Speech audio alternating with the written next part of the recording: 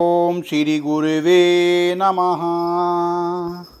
ओम शांति शांति शांति।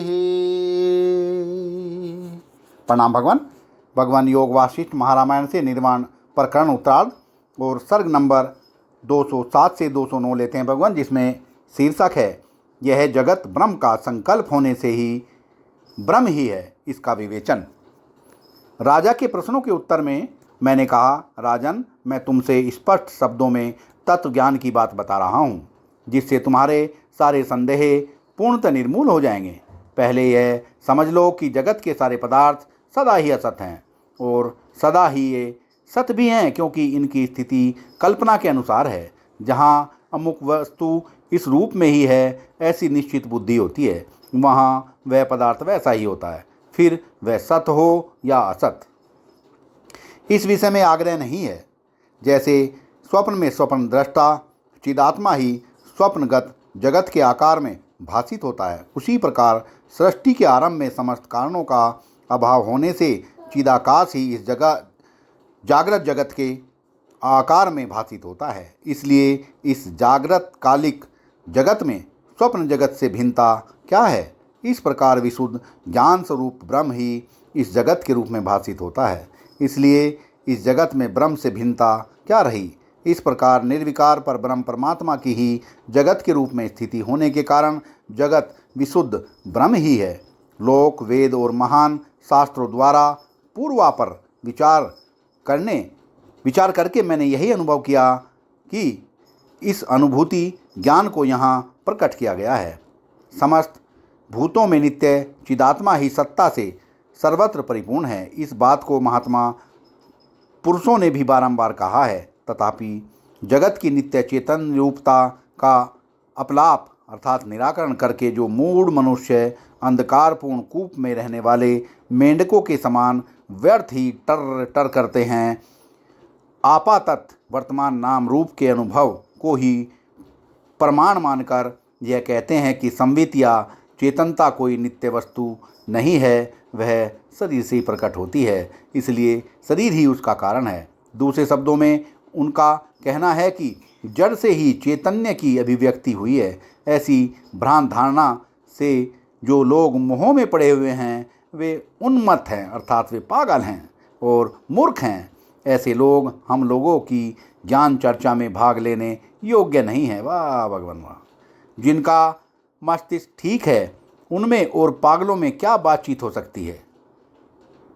वैसे ही मूर्खों और तत्वज्ञानियों में संलाप होना कैसे संभव है? जिस विद्ध कथा से सारे संदेहों का निवारण न हो जाए, वह तीनों लोकों में कहीं भी क्यों न हुई हो, उसे मूर्ख कथा ही समझना चाहिए। वाह भगवान वाह।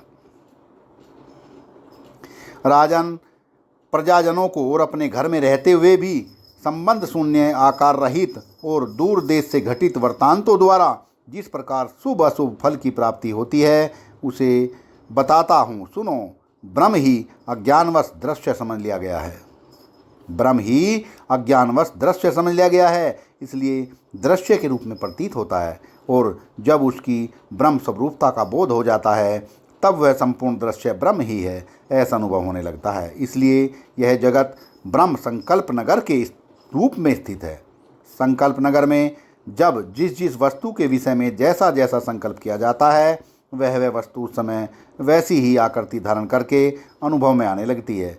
जैसे तुम्हारे इस संकल्प ग्रह में जो यह प्रजा है, वह तुम्हारे संकल्प के अनुसार बनी है, उसी तरह ब्रह्म के संकल्प से संपन्न हुए जगत में यह प्रजा ब्रह्म संकल्प के अनुसार ही होती है। अपने इस संकल्प नगर में जैसा तुमने चाहा है वैसा सब कुछ यहाँ स्थित है, और आगे जैसा संकल्प करोगे वैसा ही सब कुछ देखोगे। राजन, चिदाकाश के संकल्प नगर के भीतर स्थित हुए इस दृश्य जगत का ऐसा स्वभाव ही है कि यह कभी प्रकट होता है, कभी लुप्त हो जाता है और फिर क्षण भर में ही प्रकट हो जाता है।